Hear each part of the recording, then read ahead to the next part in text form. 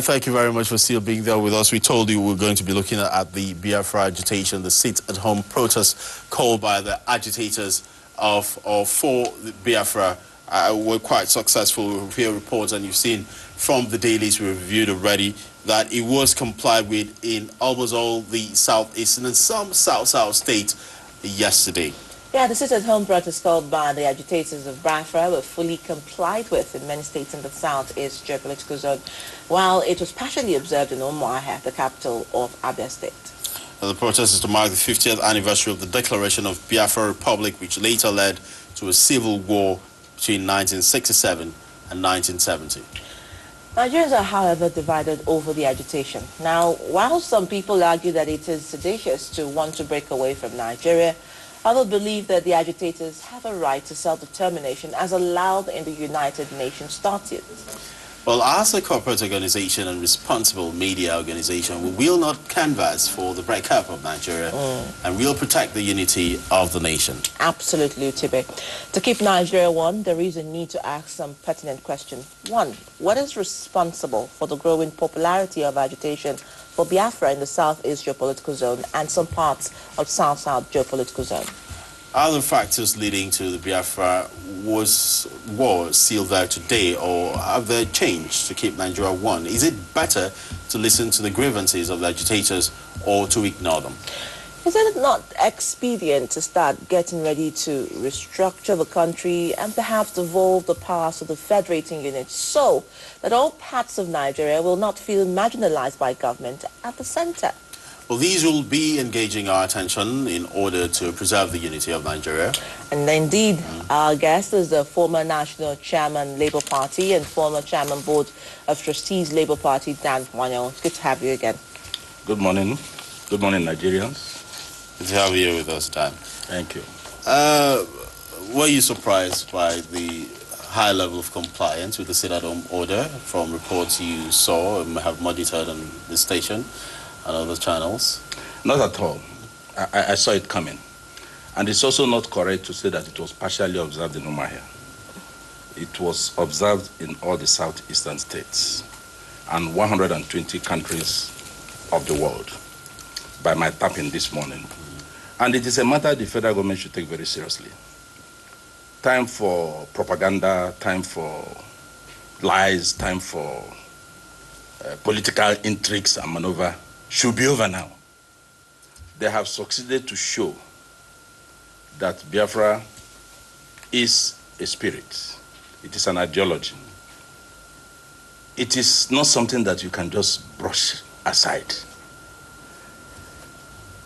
We must first of all find out from where the rain started beating us before we start to provide solutions.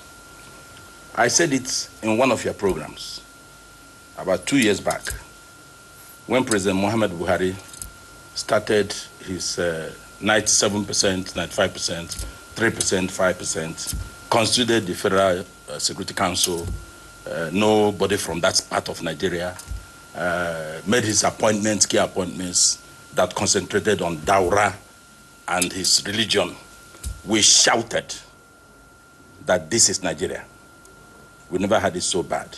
If you ask me, I would say it was this government that has brought the issue of Biafra to the front burner. Ask any elite, ask anybody in Igbo land. They never knew Nnamdi Kanu. They never knew him. So his arrest and detention in the first place was unnecessary. You just made him a hero because of wrong security briefing, wrong calculations, and wrong assumptions. Now, I will give you, I have said this before in this program. The issue of Biafra did not start today. And I don't see why people should be so much agitated about Biafra as an ideology, as they're not agitated as for Arewa and Oduduwa. Oduduwa is not a tribe. Arewa is not a tribe. Biafra is not a tribe in Nigeria. So why the noise about Biafra? During the war, I was very small. I had when I was preparing for this program, I had a Adora say she was not born during the war.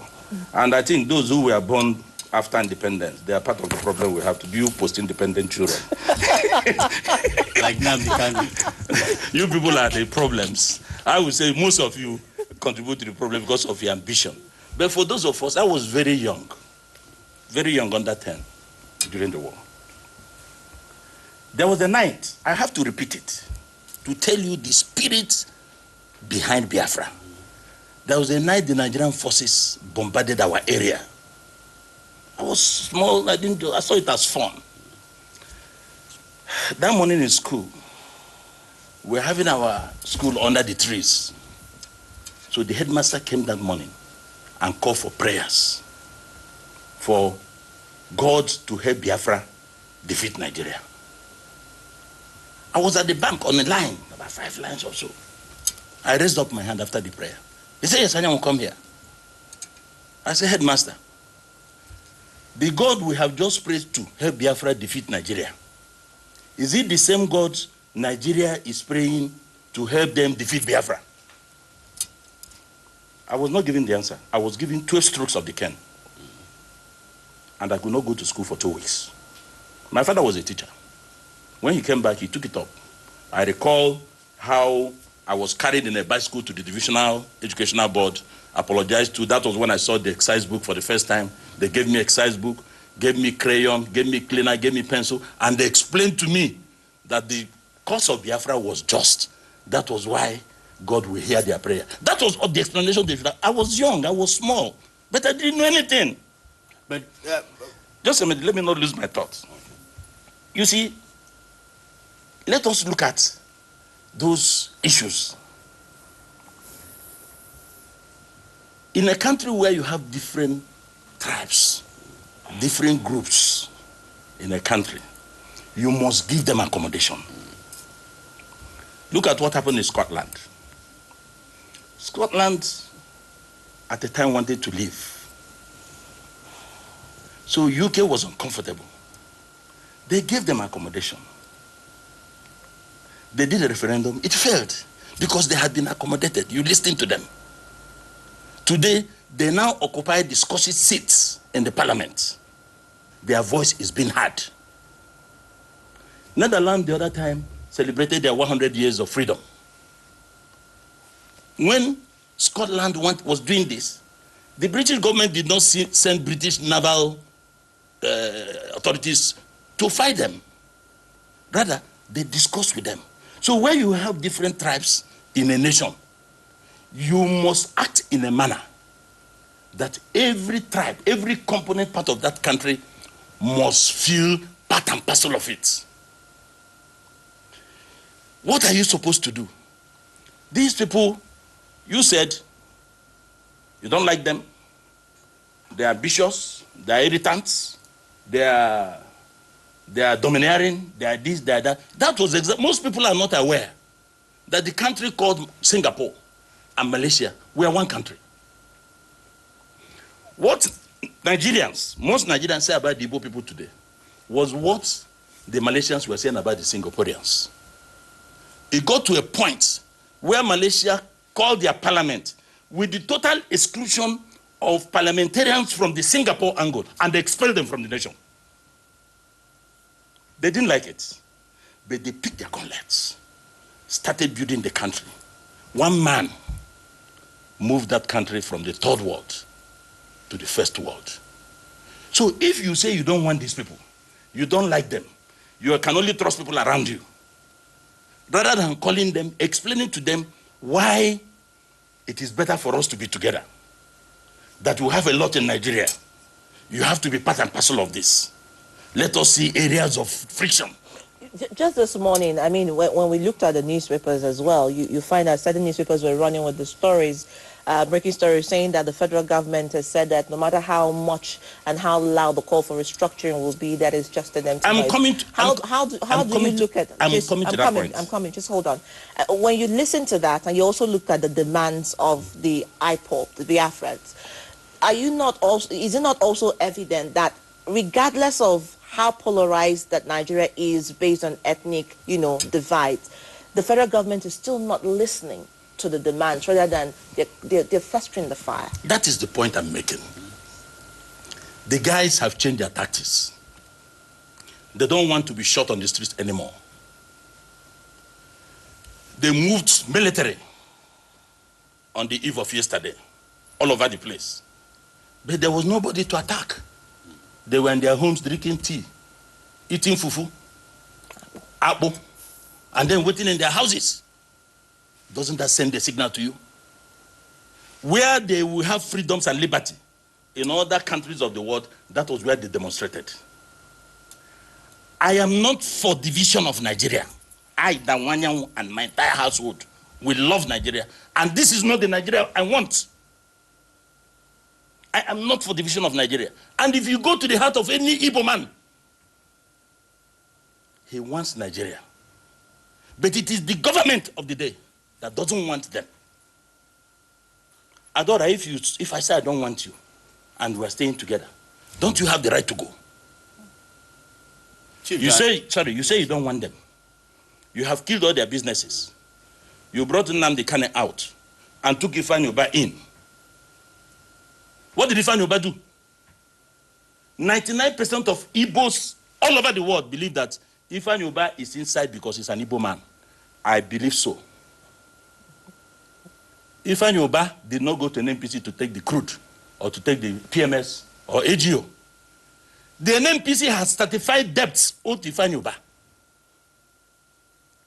All you have to do, if you have 10 naira in the bank, if you are owing the bank 10 naira, and I pay my debt of 8 naira to you, without knowing your debt, what will the bank do? No, answer me. What will the bank do? They will take the 8 naira, remaining 2. If you want to take part of that money, you go and negotiate. This is purely business transaction. They say it's a threat to national security. That is the interpretation. But you know what the truth is.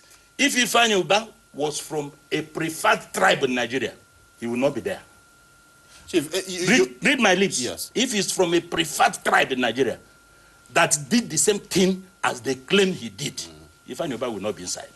Chief. And these are part of the things that are creating problems. You have made appointments, they're still making appointments. Look at the one the acting president did last week. We have started auditing his staff in the office. Because nepotism, whether it is practiced in the mosque or in the cathedral, it is evil. We cannot be accusing President Buhari of sectionalizing appointment, tribalizing appointment, religionizing appointment, and then acting president is doing the same thing and we keep quiet. But the acting president... His office, just a minute. From the temporary report we have gotten, his office has become a crèche where governors bring their children and dump there for him as personal staff. Powerful friends dump people there. We want to audit who are those in his office. We have condemned Buhari and President Buhari on that. We will also condemn acting President Oshibajo on that. But what is good for goose is good for the country. Is the acting president not making, apart from what you're talking about, is he not making a lot more conciliatory moves that a lot of people would have said would have not happened if it was a President Buhari? Take, for instance, what happened on Thursday. He attended the Biafra Remembrance Day at the Yaradua Center. He made a speech that a lot of people felt was very cerebral. He says, we shouldn't talk about what happened pre-1967 and the war. We should talk about it. But in talking about it, we should be looking at building for the future instead of investing in the embers of division. At his Democracy Day speech, he also talked about the fact that nobody's more equal to others in Nigeria, everybody's equal. Is that not a rhetoric? Maybe starting from there, positive sign that this is somebody who is markedly different from a Buhari, for instance, whom you have said was quite divisive and antagonistic to the Southeast. You see, there is no way Professor Oshibajo will not be different from President Buhari. Their expositions and understanding of issues is different. There's no way Professor Oshibajo, in his actions as acting president or as president, will be the same. But we are talking about a major component part of the country. At independence, we stood at 3 pots, 3 legs. 1 leg is out. You have just 1 leg away. And now they have come to the point that they want to go. And we're saying don't go. Government is talking rhetorics and have not taken concrete steps. You have just told me what you saw in the media this morning, that no agitation then it will be very unfortunate that with what happened yesterday, it has not given you an opportunity to change your tactics, to change your system, and to take another approach of dialogue. The minimum that can solve all these agitations in Nigeria is restructuring. Restructuring is not division or bastardization of Nigeria. I will not be part of any group that will say divide Nigeria. You have to devolve more powers to the states. Every component part must develop at its own pace. We have no business generating power in Zamfara. You pump it to the national grid. Instead of that light, serving people in Zamfara. We will need state police. We will need county police to check the insecurity in Nigeria. We don't have business when Senator Ashwaju Ahmed Tinubu wanted more local governments for Lagos. President Obasanjo was used and convinced that it's unconstitutional. Okay, he turned them to development centers. Those development centers are still running in Lagos, and effectively, more developments have been taken to the grassroots. It's part of the recommendation of the National Conference. Let the states create their local government. If they want 100, let them create it and fund it. Chief Dan, let the federal government be restricted to defense, internal affairs. They have no business taking over all the things you find in the exclusive list. You have said that the people, the agitation that we have seen and the sit-at-home protest which we saw yesterday is not about a succession of Biafra from That is what they want. I'm telling you the minimum. Okay. The minimum that was the tension. The man. What my question actually is, those people who are kneeling down and bowing down before Nnamdi Kanu, do they understand that the latest agitation is about bringing everybody to the table and giving everybody an inclusive sense of being part of a Nigeria? Those are your age groups. Those ones born after that. Those are your age groups. Those are people. Forget about those. Those are people who strongly believe this Biafra, because I think being on the field and talking to people, not just in Abuja, people who are traders in the southeast, they are strongly believing the Biafra of Ojukwu of 1967. No, Utibe, I tell you, and I'm saying this with all sense of responsibility, there is no Igbo man, or let me say, 99% of Igbos have Biafra in their blood. I listened to what a minister said a few days ago about the Igbos and Buhari's government. Unfortunately, that Igbos are the cause of their problem, that they should not expect anything from Buhari. I said, this is a stale news. Today, the Igbo man has written off the Buhari's administration, that it is bad investment. As in business language, that they have forgotten it. And truly, Igbo man doesn't believe that government will do anything for him. That's why you see them in an election. They don't come out like others, go and register. They believe that you should open the space that they can exploit and do what they're doing. So let the government not deceive itself with those characters they have in their cabinet who are from the southeast, telling them stories. They are not telling them the truth. This is actually real. Biafra is a spirit, is a movement, is an ideology that government should sit down and discuss with these people and think about restructuring. Restructuring. By the time you restructure Nigeria, most of what they're agitating for, they will find it there. I'm sure you heard what Ango Abdullahi said about restructuring. What did he say?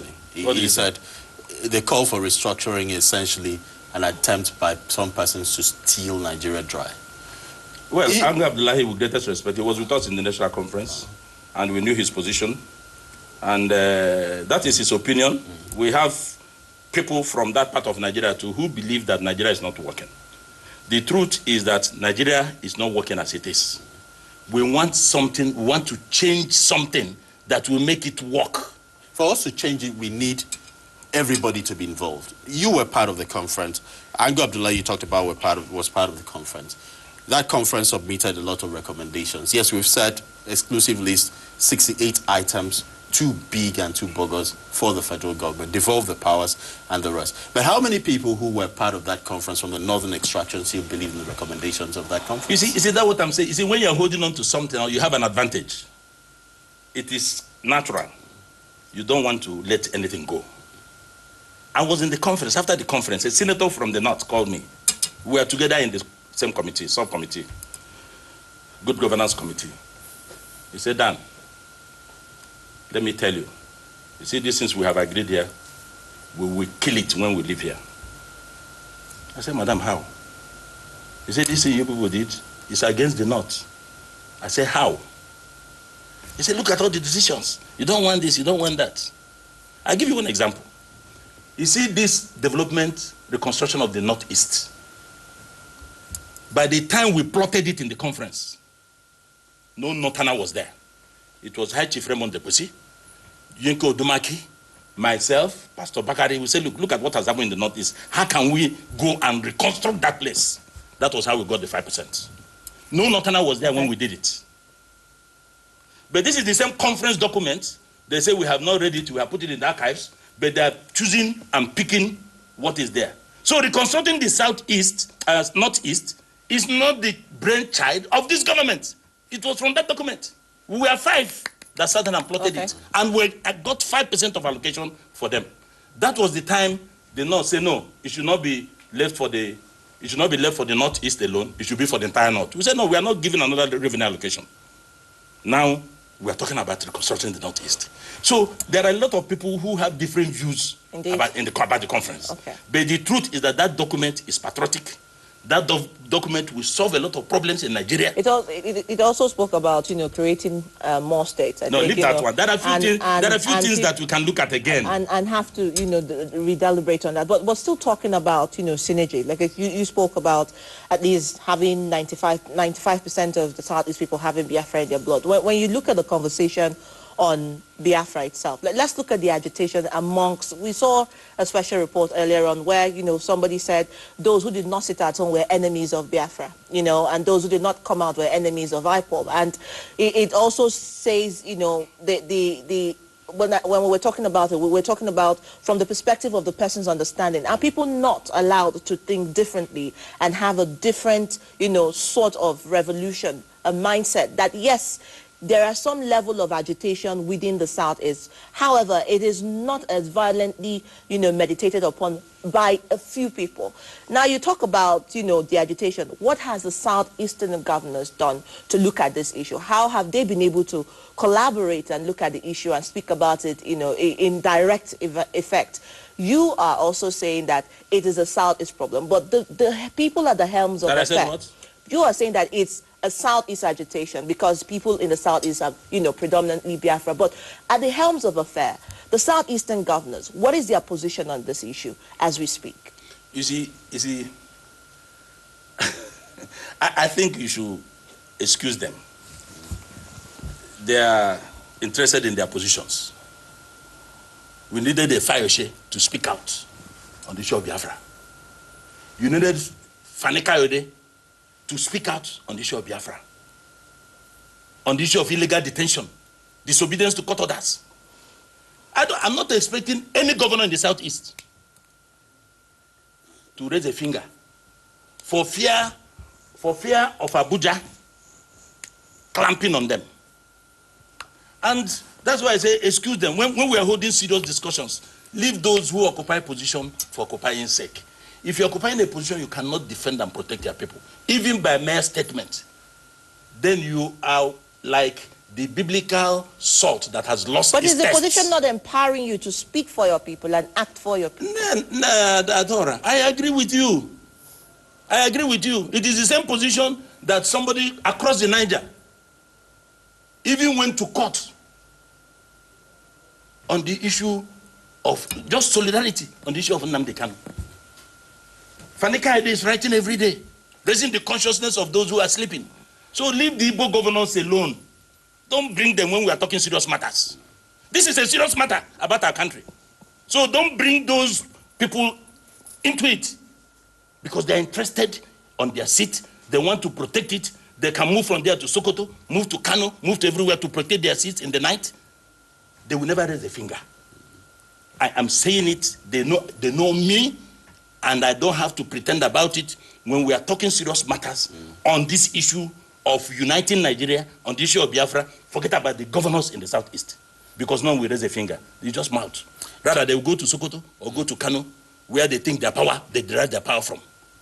Chief Dan, you have said that some persons are strongly opposed to the call for restructuring. Yes. And so far we've just heard scanty voices, lone voices like Atiku Abubakar, who is talking about restructuring, although a lot of people would... He has been talking about restructuring since 2005, yes. To be fair to him. Yeah, so I'm wondering, my question is, who is afraid of restructuring, and why are some elements in the north, people like Abdullahi, who have been vocal about their position, and those who are very private about their positions and holding it very conservatively and very strongly within their hearts, why is there opposition and fear about restructuring of Nigeria?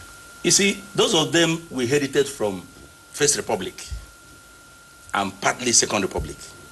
They don't believe that Nigeria should change because they are beneficiaries. Before I came here this morning, when I was called yesterday on this Biafra, I said, I don't want to talk about Biafra so that people will not misunderstand me. So when we finish, I call some of my friends across Nigeria, including my good northern friends. He said, Dan, go and say it as it is. There are people in the north, Hausa Fulanis, young, that believes that this thing, we better find an alternative to the way we are running this system. So if an Ango Abdullahi talks, how old is Ango Abdullahi? With greatest respect. How would he be talking about the future of Nigerians that are 30, 40? So these are people that are phasing away. They are phasing out.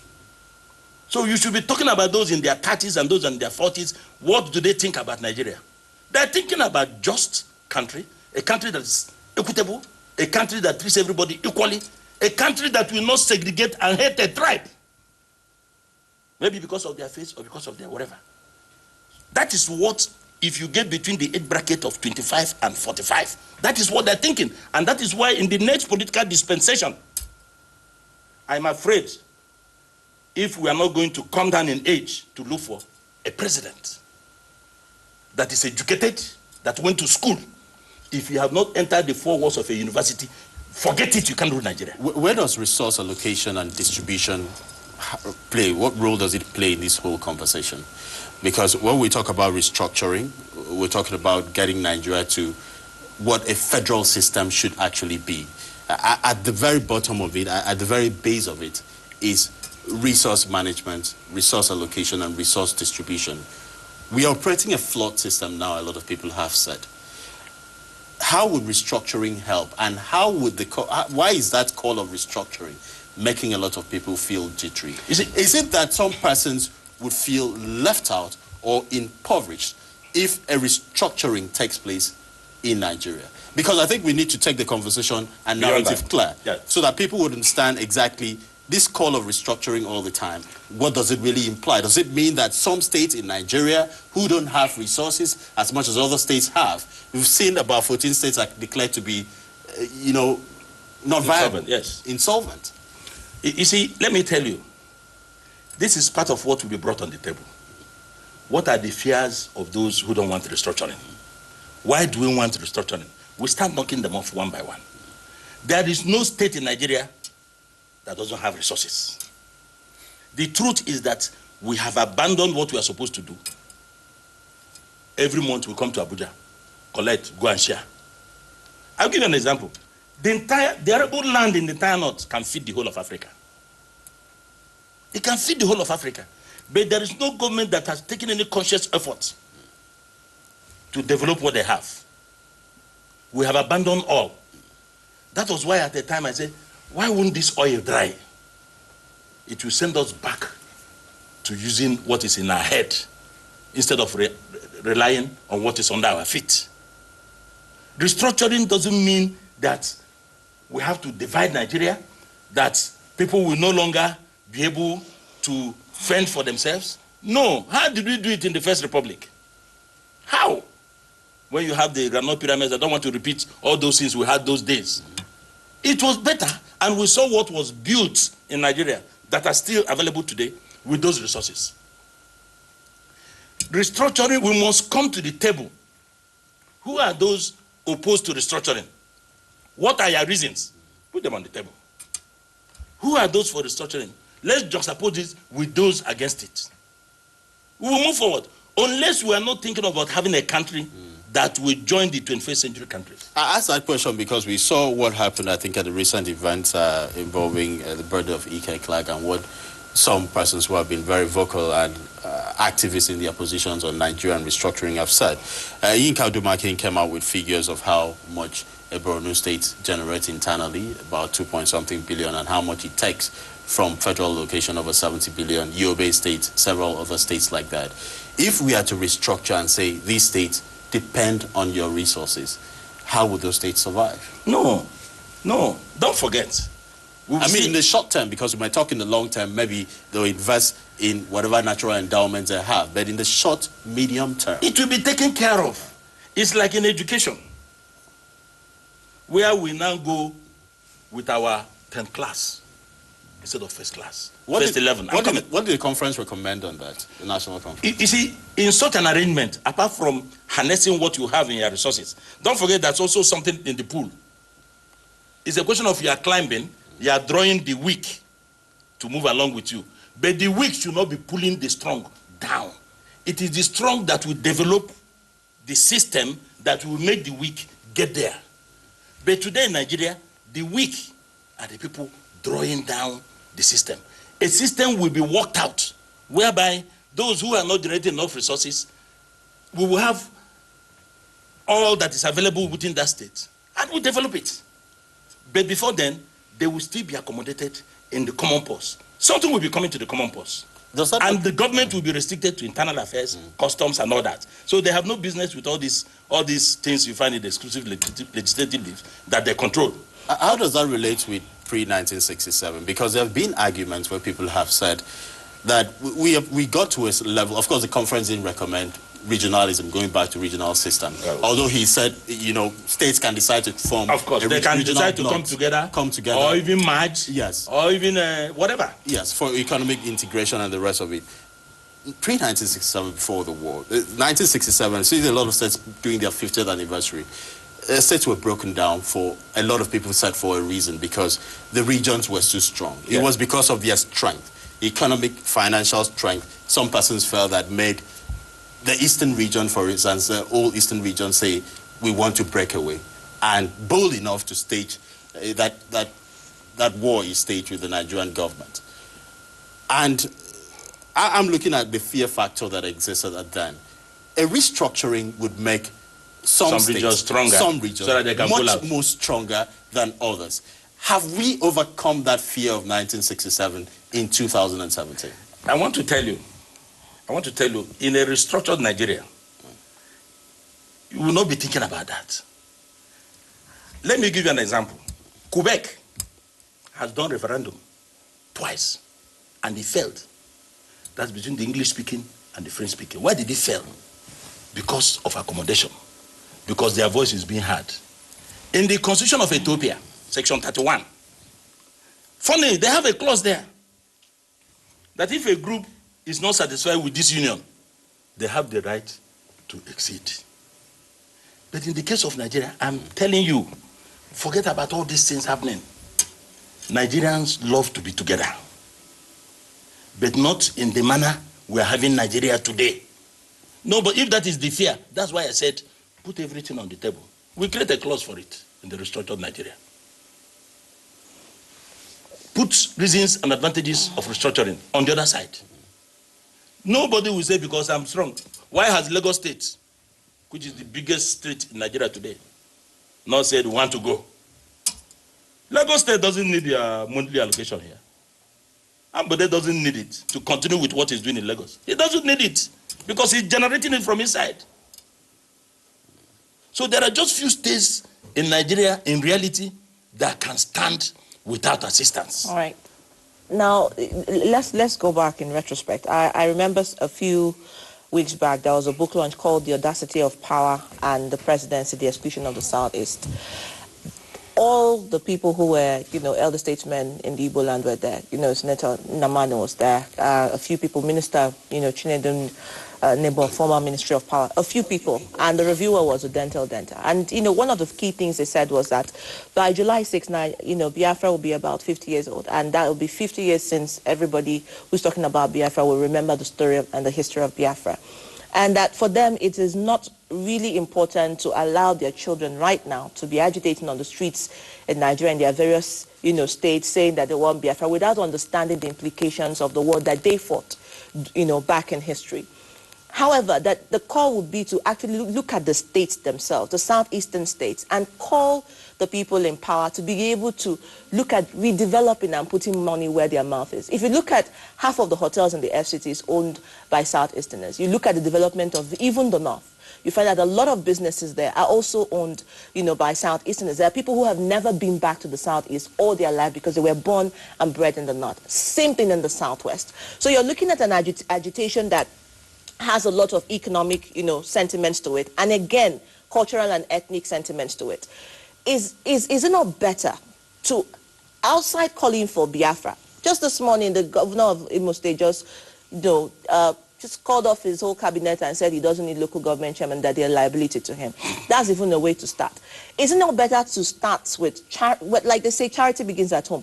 Look at the governance systems in these states and begin to call for responsible actions by first the people who are leading the state, and second, for the citizenry to also put their money where their mouth is rather than taking it out of the state.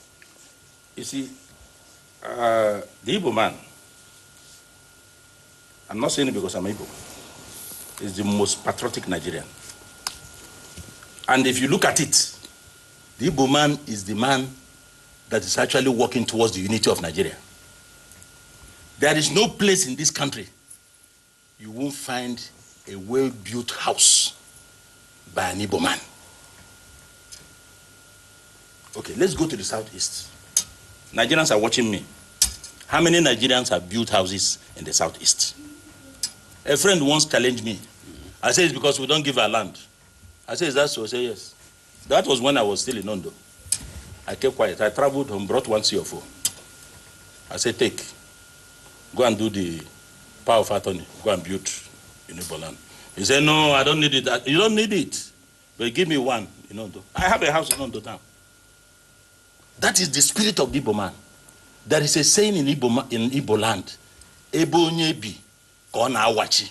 Where you live, you protect. Nigerians don't invest in other place. Most Nigerians don't invest any place apart from their place. Apart from Abuja, that is a gold mine. Check. These are things Nigerians will not admit and say.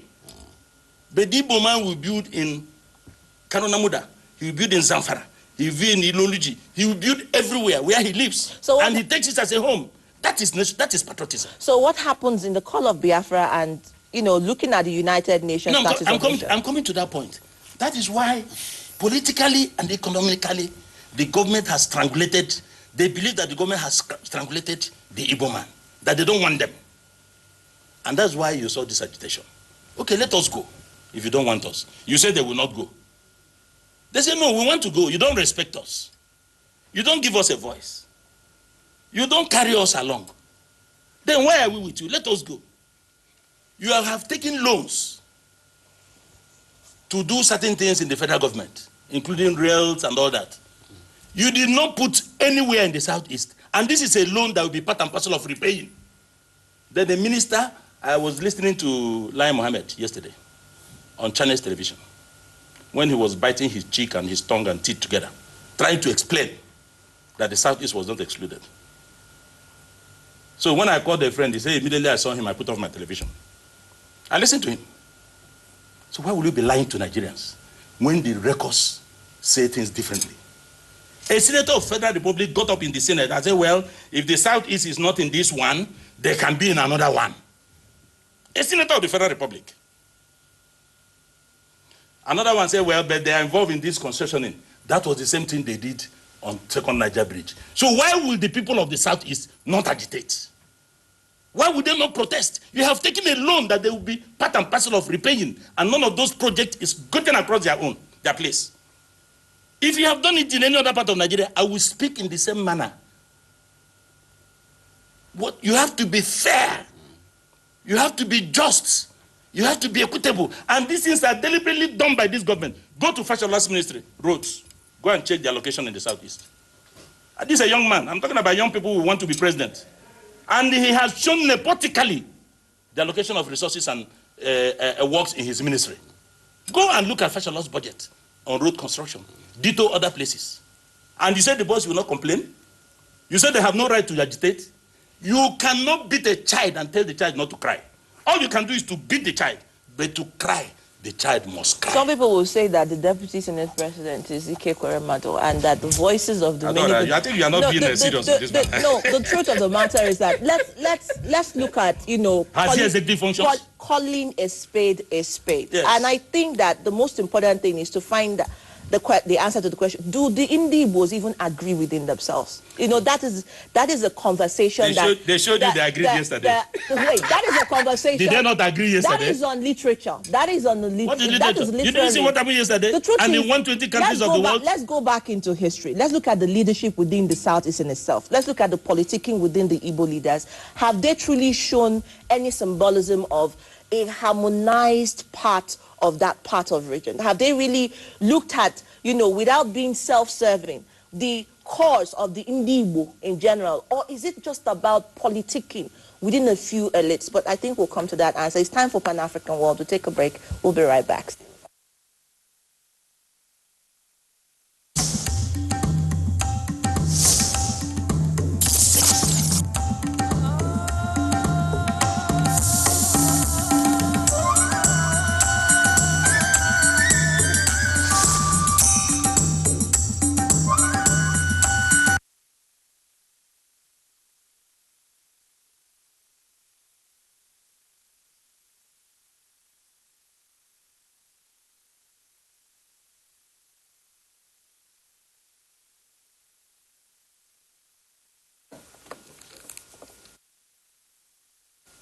Welcome once again to the news desk. This is Pan-Africa World. 13 South Sudanese soldiers have gone on trial, accused of raping foreign aid workers and murdering their local colleague. The incident in the capital, Juba, last July resulted in a UN report which accused UN peacekeepers of failing in their duty to protect civilians. It happened as rival forces in the civil war clashed in the city. Report says the soldiers' lawyer said the allegations were untrue. The incident happened in a rebel-controlled area. Sudan has banned imports of agricultural and animal products from Egypt. State media has reported in the latest sign of escalating tensions between the two neighbors. Prime Minister Bakri Hassan Saleh has issued an order banning Egyptian agricultural and animal products and importing of seeds from Egypt. The order also bans Sudanese businessmen from using Egyptian territories for importing goods into Sudan, it added. Relations between the two states have deteriorated in recent months, with Sudan accusing Egypt of backing rebels in its Darfur region. South Africa is expecting to harvest its biggest maize crop in 4 decades, a year after drought devastated output of the country's staple food. Farmers are set to produce over 15 million tons, which means the country will have a 50% surplus for the year. The bumper harvest is as a result of good rains in January and February. The extra produce is expected to help push food prices down, according to agricultural economists. Food security is a concern for many in South Africa, and rising food prices have made life more difficult, particularly for the millions of poor and unemployed. Well, that's Pan-Africa World. Stay with us as we continue our interview with Chief Dan Nwanyanwu. Still looking at the Biafra agitation and the sit-at-home protests, the call for restructuring of Nigeria. Human rights, equality, fairness, the rule of law, principles that shape a democratic society. Who sets the moral bar? Who controls the wheel of justice? Who protects the weak and the strong? Who defines the legal framework and ensures its just enforcement? Citizens' constitutional rights, liberties and basic freedoms. AIT's Legal and Human Rights Program, Project Justice returns. Project Justice, 5:30, every Wednesday on Africa Independent Television.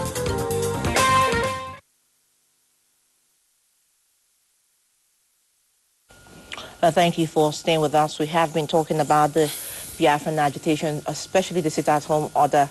Yesterday, we've seen a lot of review from a lot of participation online. People really getting really worked up. Someone actually said, well, I do not know if it is restructuring we need. I think what we need right now is to find ourselves in a place where we can make the decisions and produce what we need within the centers. But again, Nwanyanwu is here saying that restructuring is perhaps what the agitation is also going to call for. And if we do have restructuring, then perhaps all of this agitation might be minimized only if the restructuring is considered. That just before we went on that break, we talked about, synergy within the Igbo elites and the political class. Yeah, I didn't say that restructuring is what the agitation will call for later. I'm not a member of IPOB. I'm not a member of Massob. What I said is, in a restructured arrangement, they might see that their fears have been taken care of in that restructuring, and it may solve the problem. You see, and that's why I told you, the minimum we can have in Nigeria today is to restructure this country. Let anybody arrogantly or due to personal reason argue otherwise. It has become clear, even before a blind person, that Nigeria needs restructuring now so that we can have a good country, a country that will move, not a country that you have leaders all they're interested in is how to disperse wealth. You see, the people, I'm coming to answer your question, the people of the Southeast have been feeling marginalized and not given a voice or taken along. Even in the issue of sharing, in the issue of corruption, they say they're even marginalized. In the stealing of public wealth, they are still saying they're being marginalized, not in the negative sense. Because I'm here to see the Igbo man that has hid his billions of dollars or millions of dollars in the Atlantic Ocean or in the farm. So even in that one, when they're sharing and stealing our money, they're marginalized. They are still marginalized. They're still being marginalized. So you can laugh about that. So what I'm saying, and that's why when we are supporting this fight against corruption, we know why we're supporting it. You know, I'm a Magu man because I did my work on him and I believe he can deliver. I'm happy now that issue has been put to rest. He's doing his work well. That is not part of the discussion. It's not been put to rest yet. It's not been confirmed. Magu is a chairman of EFCC. Who said he has not been confirmed? Has he been confirmed by the Senate? It doesn't need confirmation of the Senate. What law says that? That's not the talk, but I have espoused that. Okay, let's move on. If you think, let's move you see, on the problem with this country is that we don't do what we are supposed to do. If the National Assembly believes that executive has overtaken their powers, go to court, straight to Supreme Court. As of today, Magu is the chairman, substantive chairman of EFCC. If you don't like it, go to court. Okay, let's talk. So that is not the issue. And he's doing his work well. On the issue of the Southeast, the synergy and all that. You see, when Jesus Christ was walking, he had 12 disciples. Am I correct? Out of those 12 disciples, there was a Judas. You have Judases in every tribe. You have Judases everywhere. Don't bother about those that will be coming in the night to lie to government. They are looking for what to eat. You know. Oh, you know, there's this. We know them. We know them. The business moguls, those who think that they are the ones that misled Buhari's government to ignore IPOB, that they will fizzle out. So government should know that these people have deceived them. And IPOB is getting stronger. And that's why I'm calling for a change of tactics. We shouldn't bother about those Igbos who go for the crumbs like Lazarus from the king's table. The Bible said Lazarus chose or elected to eat from the crumbs falling from the king's table. That means he had an opportunity to even eat from his own table, but he decided to eat from the crumbs that fell from the king's table. So those Igbos that are selling the interests of their people, we don't bother in a struggle. It's just like in a revolution. Revolution is never rehearsed. Nobody sits down to play. It comes. Revolution comes spontaneously. So the point I'm making is, nothing has really gone too bad. The government can redeem itself by opening up channels of dialogue. I know Professor Shibajo can do it if he has the will, if he has the political will, if he's not, clamped not to do it. You can call for dialogue. The Igbos, in my view, are better in Nigeria than in a small enclave. And that was why I suggested that in this restructured arrangement, restructured Nigeria, you will see things that has opened up the place. I said, okay, this, that. The Igbo man doesn't want you to disturb him in what he's doing. And he doesn't believe, I have said it before, that government will do anything for him. They don't believe that government will do anything for them. Forget about these newfound billionaires who are involved in oil and all that. Yes, there are new things. They are doing it like others. I'm not talking ill about them. But as to whether you have saboteurs in an arrangement like this, they will exist. And it is those of us who believe, I am Nigeria, head to toe. And I know this country can be fixed. It pains me when I see what government is involved in and what it is not rocket science. And unfortunately, there are good people in this government. There are very few people, even as governors, that can fix this country. Even those that are not the government, that can fix this country. It is not rocket science. It's because the cabal that has held President Buhari to ransom do not want a change. But they forget, as they say, when peaceful change is impossible, violent change becomes inevitable.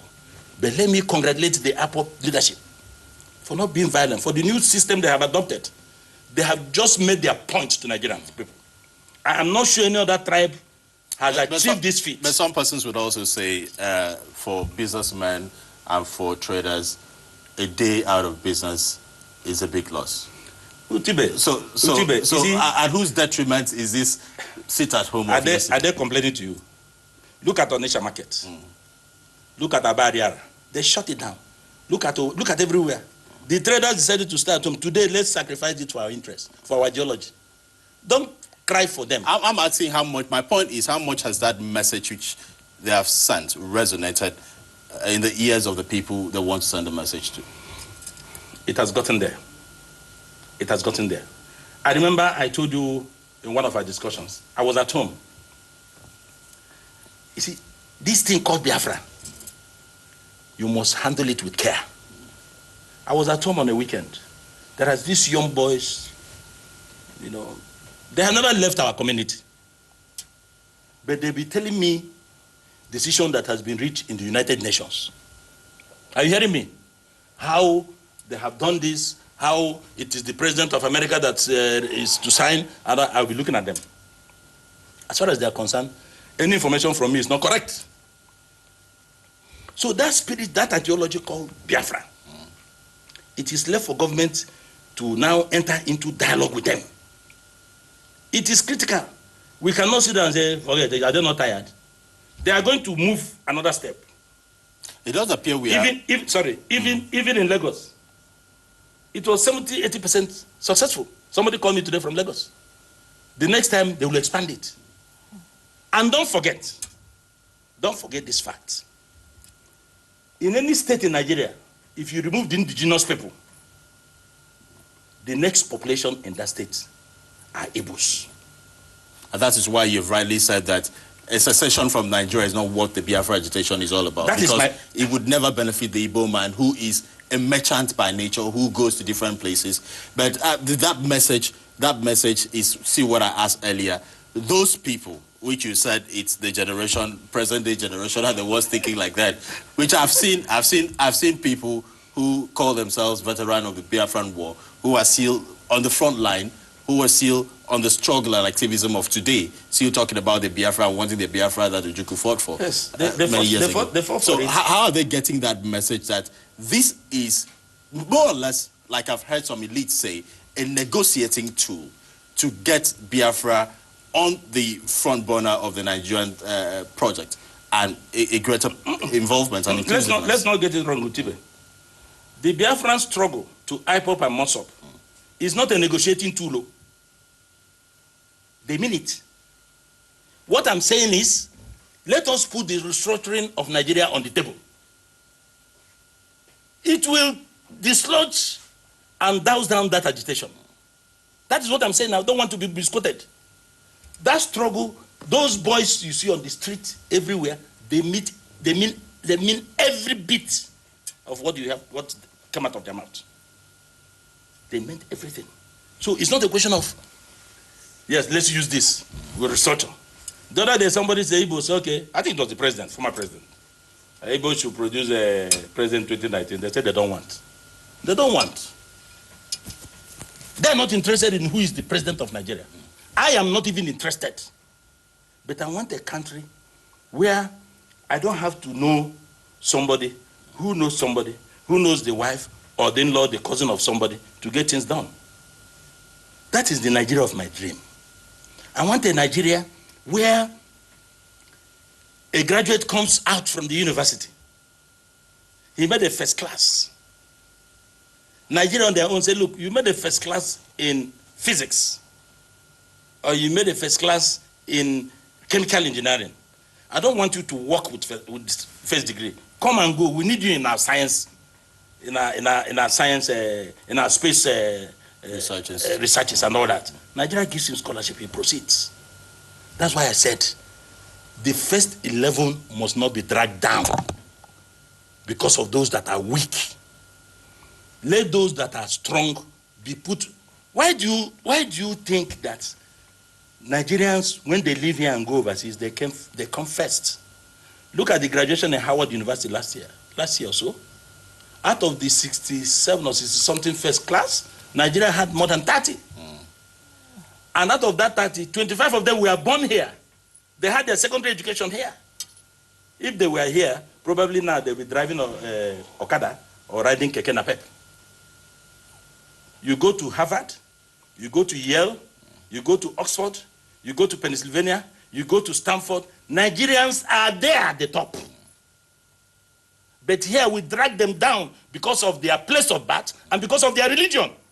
Why do you think it's so difficult for some of these agitations to really, get positive action? We saw the Niger Delta crisis, how it evolved from mere kidnapping of people to blowing up pipelines to, reducing Nigeria's output to what it was from 2.5 billion barrels to 700,000 before the government sat up.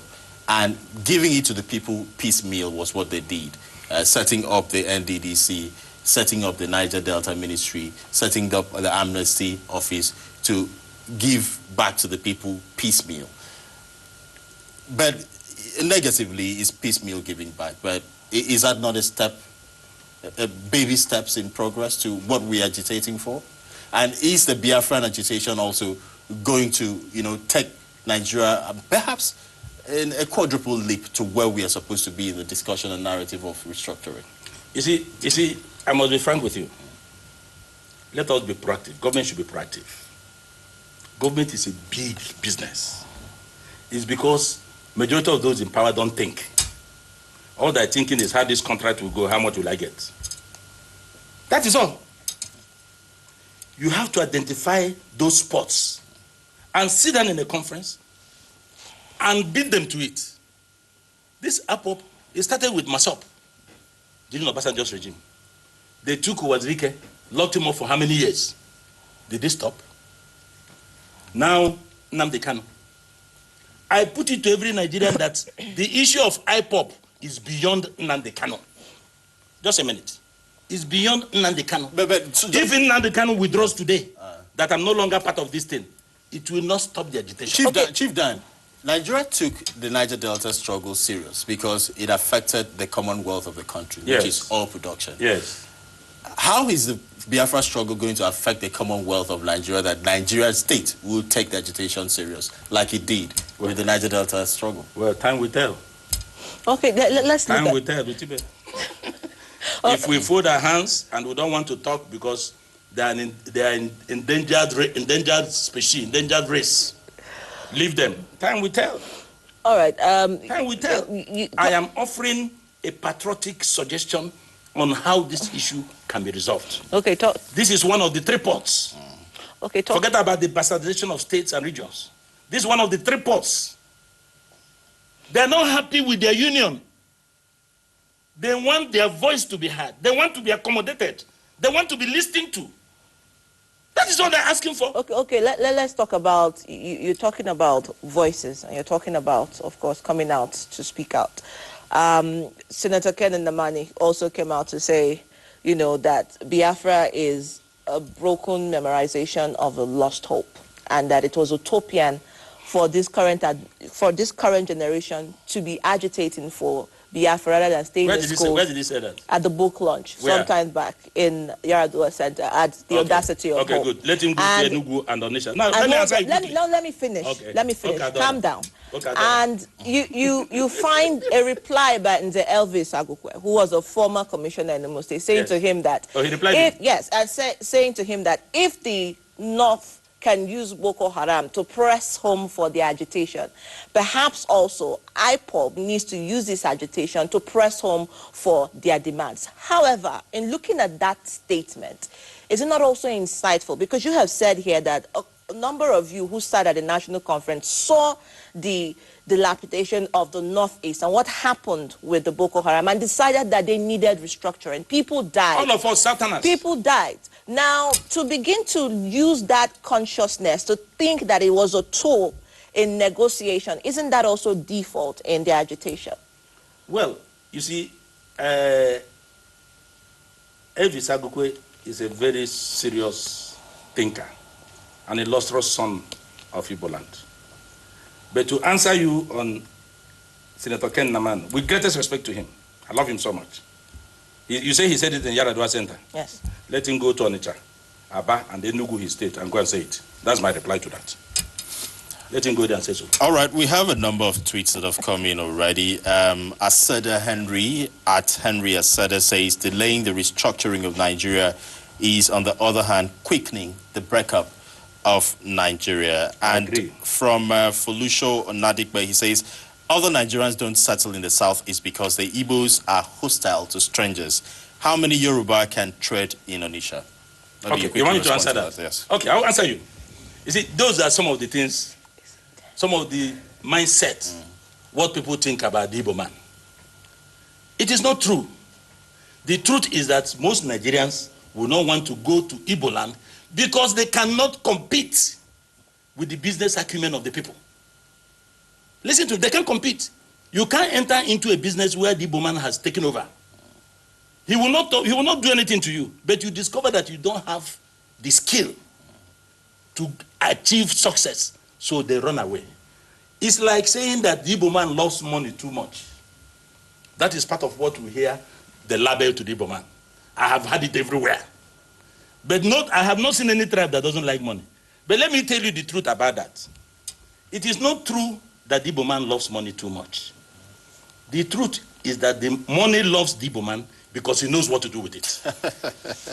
And I want to also tell you that the difference between the Igbo man and other tribes is that when Igbo man is focused on something, particularly money related, he puts everything there. Others will pretend.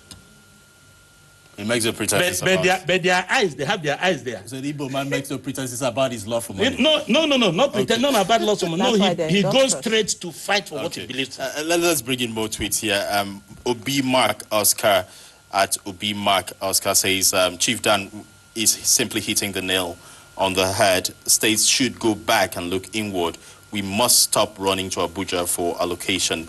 And he also says federal character is killing the nation, promoting mediocrity over meritocracy. Wow. Example, education is comatose because of this federal character. Of course, a lot of people would identify that with the admissions into federal unity schools. But you see, federal character is also to give sense of belonging. But we should not sacrifice federal character to excellence. We cannot go to the moon if we continue the way we are doing. All I'm saying is, let us push our best and then drag the weak along. You don't admit a student who scored 3 or 5 into federal institution. The person that made 190, 200 is not there. And this person will pass out to enter university the same way.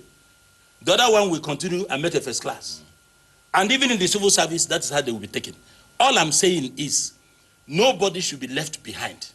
but we must not sacrifice our first 11. Absolutely. That is my take. OKK Collins says, for the North, an Islamic economic model is making a proposal. For the North, an Islamic economic model. For the West, a welfare economic model. And for the East, a capitalist economic model. An interesting proposal there. And also coming from Obimak Oscar, he says, but a properly restructured Nigeria is one that can thrive. Lazy states can go back to the drawing board and develop themselves. I think at that point we want to say thank you so much. Thank you. To Chief Dan Nwanyanwu for being here, former National Chairman, Labour Party. Thank you for having me. Are you still partyless? Any moment from now, I'll be joining a political association. Not a party? A party, political party. Okay. It's a political association that has become a political party.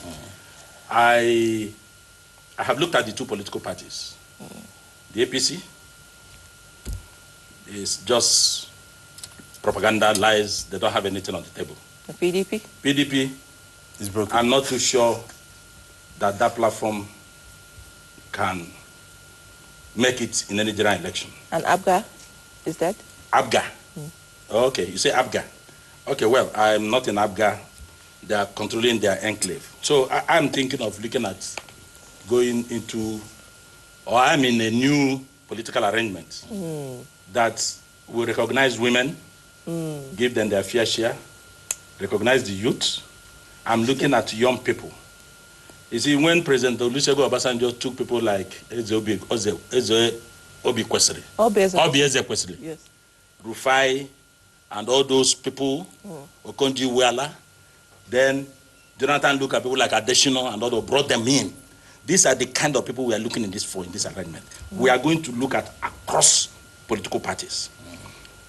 And I want a political party that will not have impunity, that its processes will be transparent. In a primary election, every member is a delegate. Nobody will come and write any name. That is the political party. No monetization of the process. No money. We don't even, you can donate to the party, but we are not going to rely on you. Do you mind disclosing the name of the political association? No, very soon the political association will be unveiled, and you'll see me right there. And INEC is also working with you. Let's not let the I don't know about INEC, but I know that the association has become a political party. Chief Dan Nwanyanwu, thank you so much. Always a pleasure having you here Always. on this platform. Thank you for having me. Have a wonderful day. Well, don't go anywhere. We still have another interview on the lighter note. I could feel the tension in the studio and some of the comments coming. Over 75 responses coming online. We can't take all of them today, but we're talking hair next. Please do stay with us. We'll be right back.